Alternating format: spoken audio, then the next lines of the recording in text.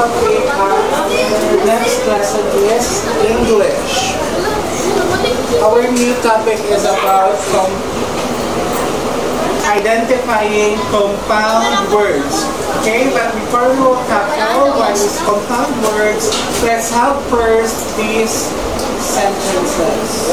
Let's read first these sentences. Okay, number one, who wants to read? Okay, Noreen, stand up. The ladybug landed on a leaf one early morning. Okay, the ladybug landed on a leaf one early morning. How about the second sentence? Who wants to read? Okay, Danielle. They wanted Aphids. They wanted aphids for eggs. Okay, they wanted aphids for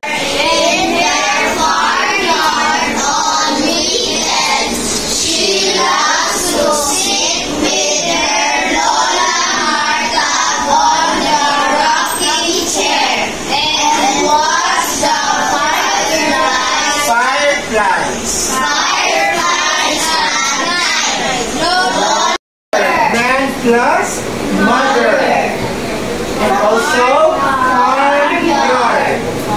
Next, weekends, fireflies, bedtime,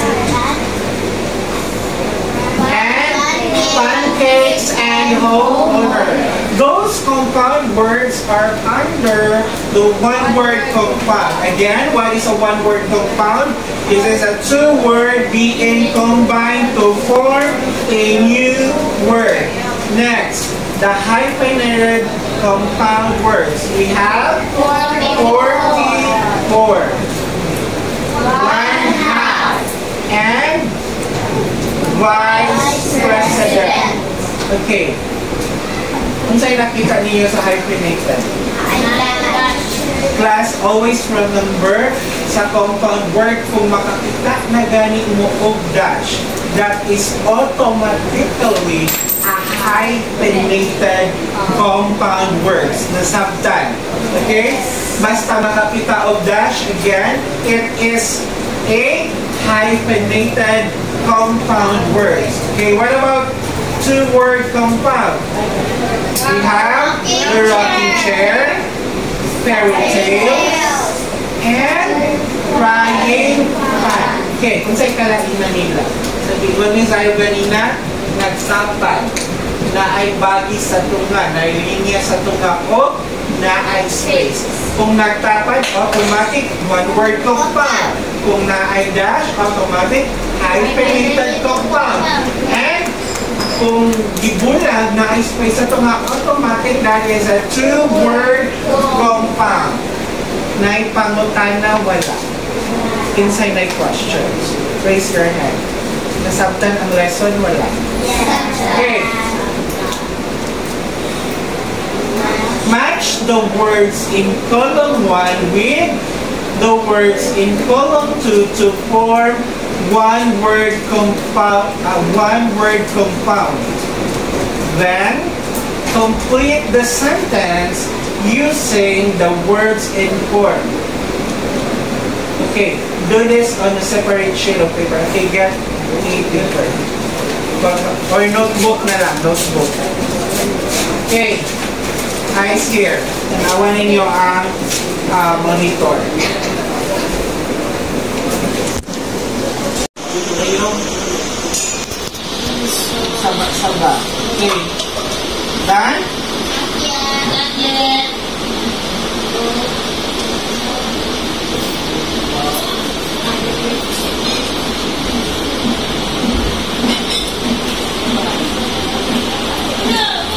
Okay, one-word compound ang inyong ipamita ha. Dili siya two-word, dili po siya hyphenated. Done? So number 3, most of those who were in the party were her blank. Most of those who were in the party were her blank. Okay, raise your pen when you are done.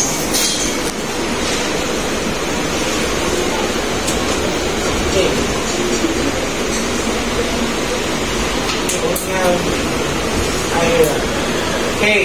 Now, okay, let's answer. We attended number 1. We attended my cousin's blank party. What's the your answer? Birthday. Let's find out.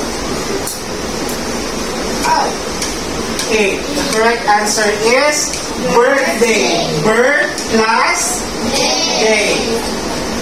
Kasi naka-correct. Okay, very good. Next. Your house was near the airport. We have the word air plus 4. Okay, who got the correct answer? Arian. Okay, Arian, wala naka-correct. Saan yung answer?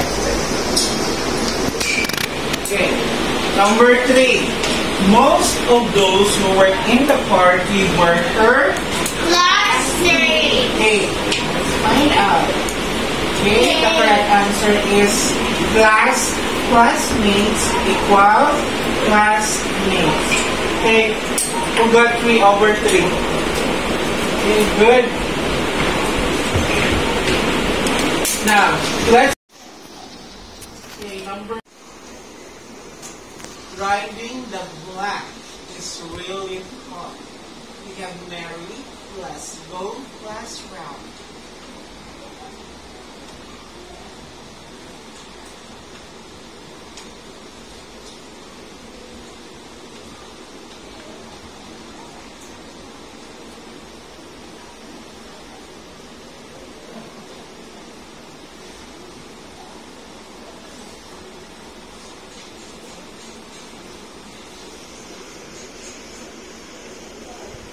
Okay, number 3.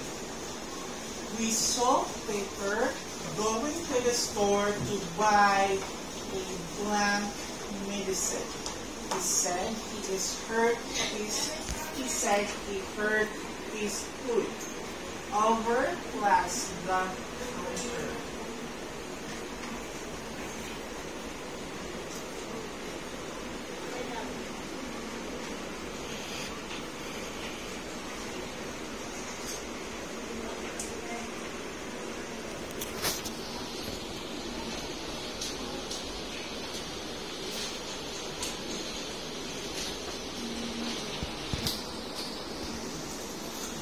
Remember, that is a hyphenated compound. Dapat isulat ninyo kung saan pag-identify kung hyphenated ba siya or dili. So, wala nang mabutan ni all dash. Remember, class, dili gani na mabutangan or wala gani na dash inyong answer, automatic wrong yun na.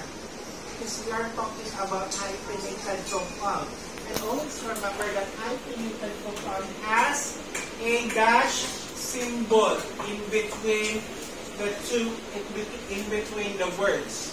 Ayaw yun na ninyo kalimte, nasabtan. Okay. Number 2. We have Mary dash go dash round. Riding the merry-go-round is really fun. Okay. Inside naka-correct. Wala niya po mo yung hyphenated. Ano ba? May hyphen. So, ayun, yun. Next.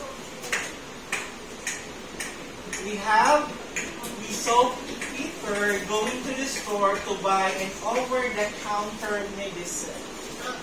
Okay, we have over dash the dash counter. Okay, we got 3/3. 2/3. 1/3. Kamsi, unsay problema? Walay hyphen tanan? Walay hyphen. Okay, next, ayaw kalimot ha. Hindi o. Cover the way in between. Kana o klaro, kana kita makakita mo ingon ani class o. Mary, class go, class round. Para di kita mo maglisod, tanaw dire tanan. Para di mo maglisod, Mary plus go plus round. Kaning mga plus na symbol, ilisi og hyphen. Kasabot. Okay.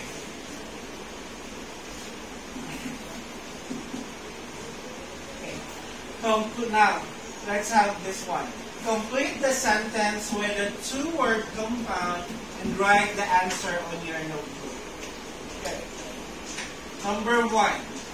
The blank helped Mr. Cruz by giving him a wheelchair. Okay, take note. We're going to write the two words compound. Unsa ganitong two words compound na ay unsa ang tunga na ay space ang tunga. So we have here security plus guard. How will you write that one in a two-way compound word form? Okay. Hands up when you're done answering.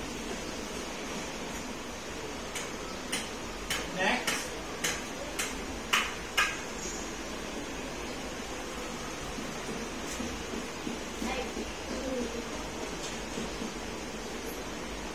Okay, hands up kung ako man ang answer.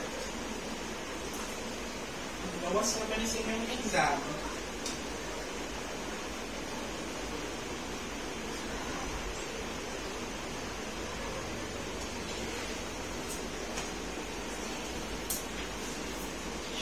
Dili makakorek. Bisaya nag-ayo ni teacher that. Okay, done? Okay, let's check. The answer is correct. So number 1 we have security space guard. Okay? Space guard. Number 2, we have emergency space roof. And we have the trash space can. Ito yung security guard. Ito na siya. Ano siya? Ito yung nakapita ni guard. Okay, ganda niya sa person na na-assign na magbantay sa isa ka building or isa ka compound. Okay. How about emergency room? Nato ni kasagarang makita. Sa hospital.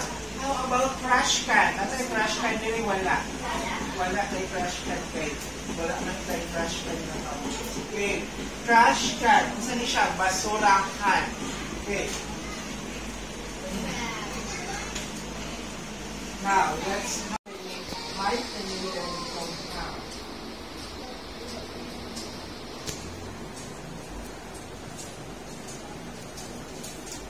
Okay, for 5 minutes.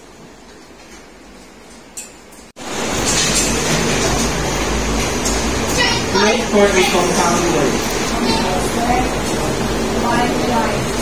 Barnyard. What kind of compound word is a barnyard? Okay, one word compound, very good. Labor. Dog house. Ano ang dog house gani? Nakita gani ng dog house ha?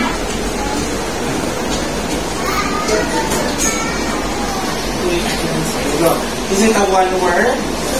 Okay, very good. Dog house is a two-word compound. Next, Daniel. Bedroom. What kind of compound word is bedroom? One word. Okay, very good. So we have cobweb, we have dog house, we have bedroom, and we have barnyard. We have 4 already compound words. Another. Sige, Samantha Nicole. Okay, underground. What kind of compound word is that? One word. Very good. So we have 5. Unsa pa yun?